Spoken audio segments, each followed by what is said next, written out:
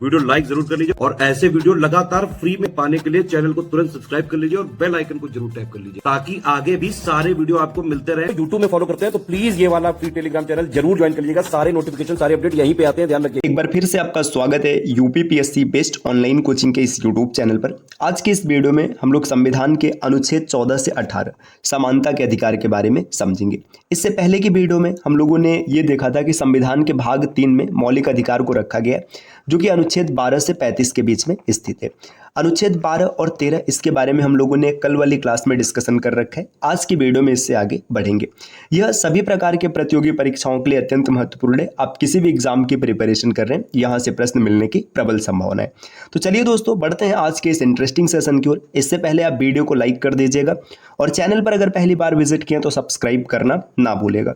अगर आप आरओ या फिर यूपीपीसीएस जैसे एग्जाम की कंप्लीट प्रिपरेशन करना चाहते हैं तो आपको स्टडी फॉर सिविल सर्विसेज के पेड कोर्सेज को जरूर फॉलो करना चाहिए, जिसके लिए नीचे स्क्रीन पर दिख रहे किसी भी नंबर पर आप कॉल या व्हाट्सएप कर जानकारी प्राप्त कर सकते हैं।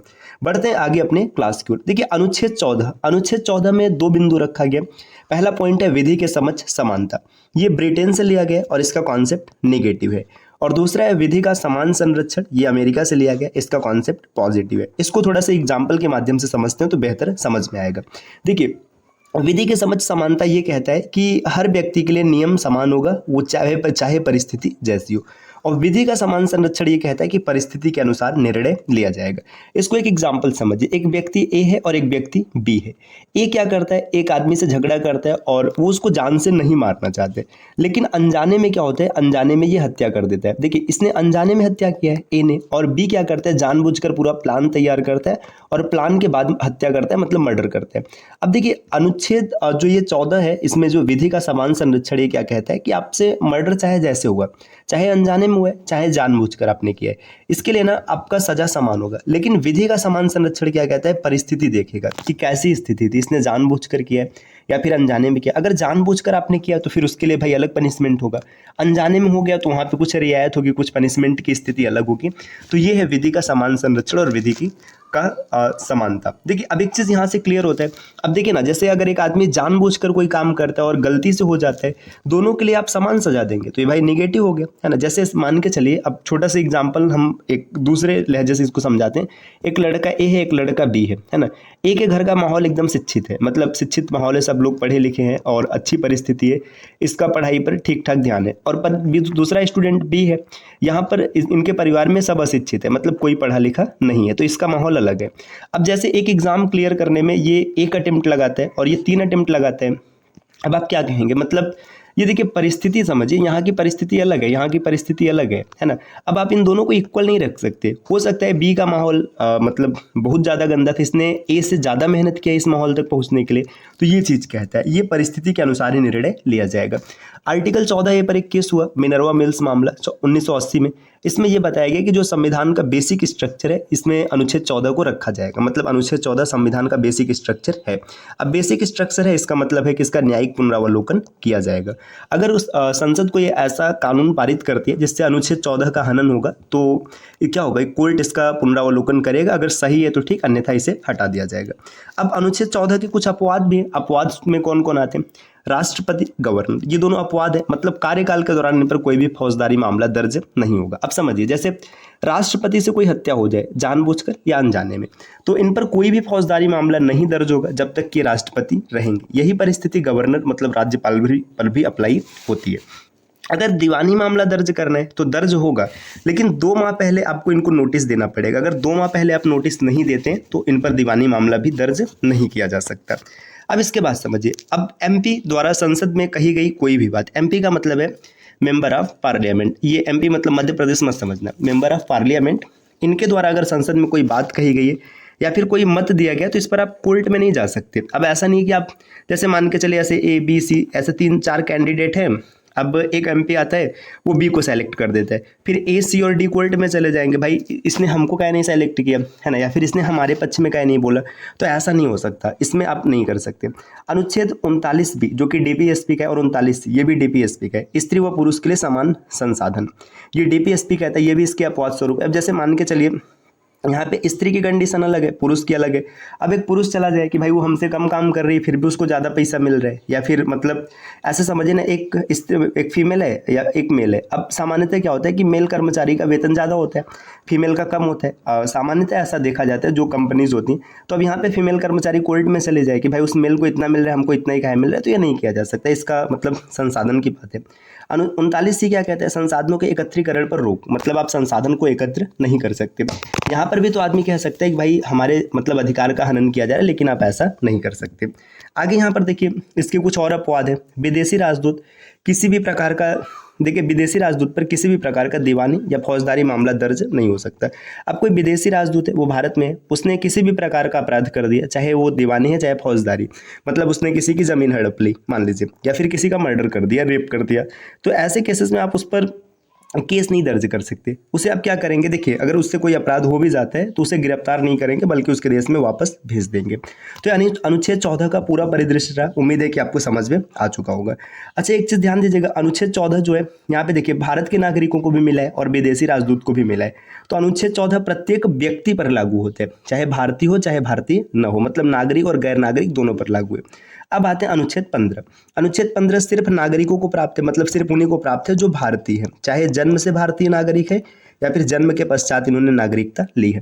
इसमें क्या कहा गया है, किसी भी नागरिक के साथ धर्म, जाति, लिंग, जन्म स्थान या मूल वंश के आधार पर कोई भेदभाव नहीं होगा। इसमें 5 ग्राउंड बताया गया। ग्राउंड जरूर याद रखिएगा। धर्म, अगर आप हिंदू हैं, मुस्लिम हैं, सिख हैं, ईसाई हैं, बौद्ध हैं, तो आपके साथ मतलब ऐसा नहीं कि धर्म के आधार पर भेदभाव किया जाएगा।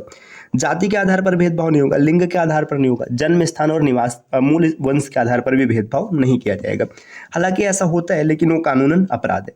देखिए अनुच्छेद 15(2) का ग्राउंड क्या कहता है, राज्य और व्यक्ति, राज्य मतलब जो सरकार है और व्यक्ति मतलब कोई व्यक्ति, दोनों मतलब सार्वजनिक स्थान जैसे दुकान, कुआं इत्यादि पर भेदभाव नहीं करेंगे। अब ऐसा नहीं कि राज्य ने क्या किया, राज्य ने एक कुआं बनवा दिया और उसमें लिख दिया गया कि ये मतलब एक स्पेशल एक्स धर्म के व्यक्ति के लिए, यहाँ पर वाई धर्म का व्यक्ति नहीं आ सकता, या फिर कोई भी व्यक्ति ऐसा करता है, ऐसा नहीं कर सकता। सार्वजनिक स्थान की बात है भाई, अगर आपकी प्राइवेट प्रॉपर्टी है तो आप कर सकते हैं। अब ऐसा थोड़ी ना कि आपने एक मकान बनवा लिया और इसमें पूरा गाँव आकर कहे कि हम रहेंगे, क्योंकि ये मकान आपका प्राइवेट है, तो इसमें इस पर पूरा अधिकार आपका है, सरकार का नहीं है। अनुच्छेद 15(3) क्या है, ये अनुच्छेद 15(3) अपवाद है किसका, 15(1) और 15(2) का। देखिए 15(1) और 15(2) में क्या कहा गया, 15(1) में कहा गया कि 5 ग्राउंड पर कोई भेदभाव नहीं होगा। 15(2) में कहा गया कि राज्य भी नहीं कर सकता, व्यक्ति भी नहीं कर सकता। लेकिन 15(3) क्या कहते हैं, राज्य अगर चाहे तो महिला और बच्चों के लिए विशेष प्रावधान कर सकते हैं। मतलब 15(3) में ये कहा गया कि राज्य को अगर लगता है कि महिलाओं के साथ या बच्चों के साथ कुछ भेदभाव है तो मतलब विशेष प्रावधान कर सकते हैं। देखिए घरेलू हिंसा संरक्षण अधिनियम 2005 इसी के तहत पारित किया गया 15(3) को बेस मानकर। 15(4) क्या कहते हैं, 15(4) देखिए पहले नहीं था संविधान में, इसे प्रथम संविधान संशोधन 1951 के द्वारा जोड़ा गया। एक केस हुआ था चंपाकम दोराइजन वर्सेस मद्रास राज्य। इस समय क्या हुआ था कि मद्रास राज्य ने मेडिकल कॉलेज में जाति के आधार पर आरक्षण दे दिया। अब जब ये आरक्षण दिया तो फिर भाई वो जो अन्य जाति के लोग थे उन्होंने कहा कि भाई आपने तो कहा है कि जाति के आधार पर भेदभाव नहीं होगा, सब कोर्ट में चले गए। तो डीपीएसपी में अनुच्छेद 46 क्या कहता है कि भाई जो पिछड़ी जातियां हैं उनके उत्थान के लिए आप कुछ विशेष प्रावधान करेंगे। तो मद्रास राज्य ने ये डीपीएसपी 1946 को आधार बताया। फिर सुप्रीम कोर्ट ने फैसला दिया कि जाति आधारित आरक्षण सही है। क्यों सही है, क्योंकि भाई जो पिछड़े हैं उनको किस प्रकार से आगे किया जाएगा, ऐसे समझिए ना जैसे एक आदमी यहाँ पर है, एक यहाँ पर है, एक यहाँ पर है, एक यहाँ पर है, अब इन सबको बराबर करना है। तो जो आगे है उसके ग्रोथ को आप रोक दीजिए और जो पीछे उसको ज़्यादा ग्रोथ दिलाइए, सब बराबर आ जाएंगे। तो इस वजह से ये सही है। तो देखिए इंडिया में जो शैक्षणिक संस्थान है, मतलब जो स्कूल्स हैं, कॉलेजेस हैं, यहाँ पर आरक्षण अनुच्छेद 15(4) के तहत मिलता है, इसे जरूर याद रखिएगा। अब इसके बाद क्या हुआ, अनुच्छेद 15(5) 93वां संविधान संशोधन हुआ। इसमें 2005 में क्या हुआ कि उच्च शैक्षणिक संस्थान, जैसे जो ज़्यादा ऊंचे लेवल के शिक्षण संस्थान जैसे आईआईटी हो गया, एम्स हो गया, आईआईएम हो गए, इन सब में ओबीसी एससी एसटी को आरक्षण दिया जाने लगा। इस पर केस हुआ अशोक कुमार वर्सेस भारत संघ 2008 का, है ना। इसमें सीजीआई होते केजी बालाकृष्णन, 5 जजों की बेंच होती, ये बताते कि आरक्षण सही है।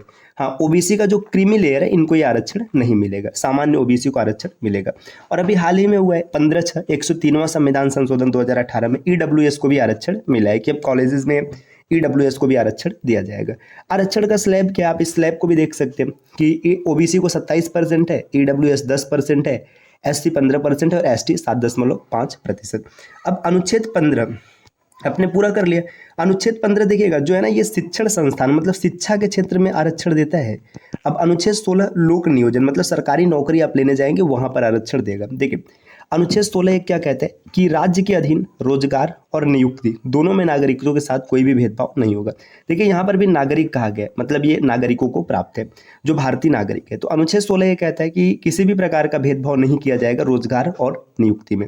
फिर 16(2) क्या कहता है कि भारत में किसी भी नागरिक के जन्म स्थान, जाति, धर्म, लिंग, मूल वंश, उद्भव और निवास के आधार पर कोई भेदभाव नहीं होगा।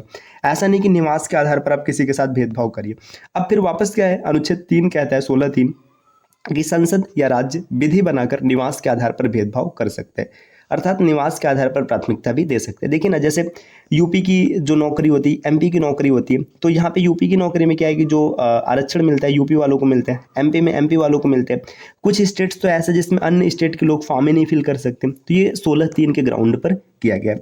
देखिए अनुच्छेद 16(4) में क्या कहा गया है कि राज्य एसटी, एससी और ओबीसी के लिए आरक्षण का प्रावधान भी कर सकते हैं। अगर उनको लगता है कि पिछड़े तो आराम से कर सकते हैं। अब देखिए यहाँ पे दोस्तों एक नया ग्राउंड आता है। अब सबसे बड़ा सवाल ये आता है कि भाई पिछड़ा है कौन, ये भी तो पता होना चाहिए, है ना। तो अनुच्छेद 340 राष्ट्रपति को शक्ति देता है कि पिछड़ा वर्ग आयोग बैकवर्ड क्लास कमेटी का गठन किया जाए। तो फिर राष्ट्रपति बीसीसी का गठन करेंगे, तो जो बैकवर्ड क्लासेस को पहचानना है इसी कमेटी का काम होगा।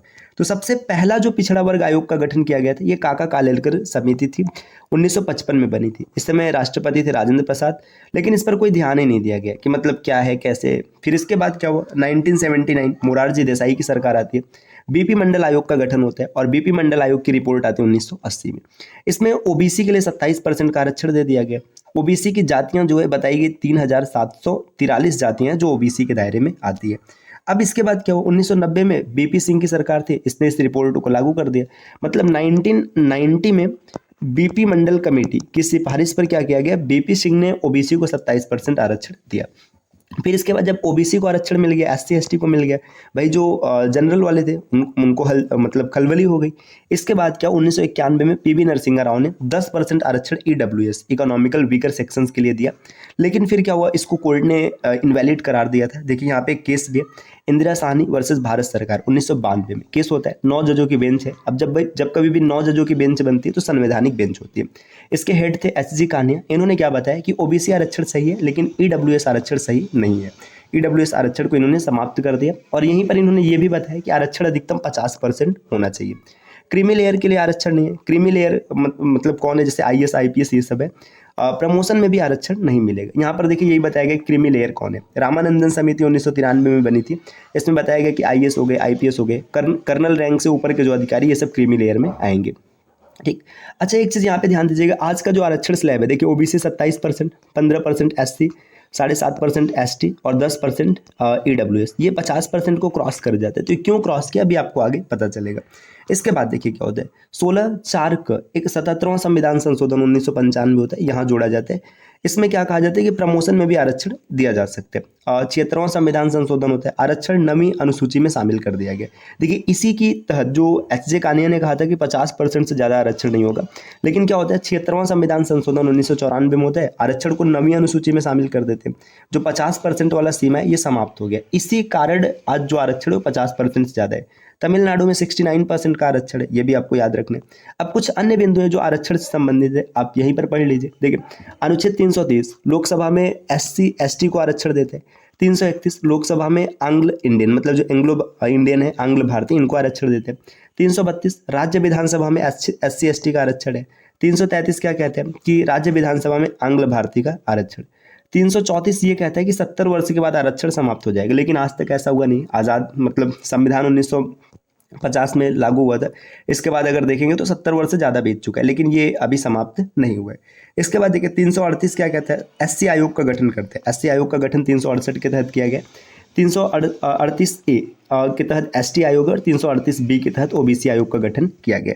इसके बाद नेक्स्ट यहाँ पर देखिए अनुच्छेद 16(5) क्या कहते हैं, धार्मिक संप्रदाय या संस्था में किसी विशिष्ट धर्म के व्यक्ति को आरक्षण दिया जाएगा।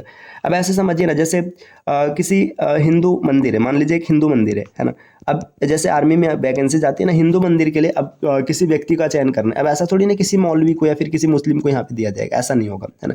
हाँ, मुस्लिम्स को जैसे मौलवी बनाया जाएगा, हिंदू को पुजारी बनाया जाएगा। तो ये चीज़, अगर धार्मिक संस्थान है तो वहाँ पर किसी विशेष व्यक्ति के, धर्म के व्यक्ति को ही आरक्षण दिया जाएगा।